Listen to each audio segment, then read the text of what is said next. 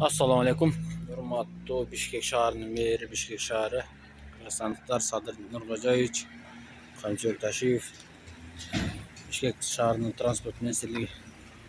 Onday kılıp elдің бардығы қалаған же. Бұл жерде же садик жоқ, же bir мекеме жоқ, ештеңе жоқ.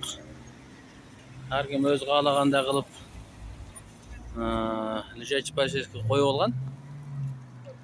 Анын алдағы аз келген аябай биік машина келіп тоқтаса көтеріп асманға өшіріп береді. Бұл стандартқа лайық емес, еще ештеңе жоқ жерге қойған. Садиктағы жоқ тегерегенде, же магазин жоқ.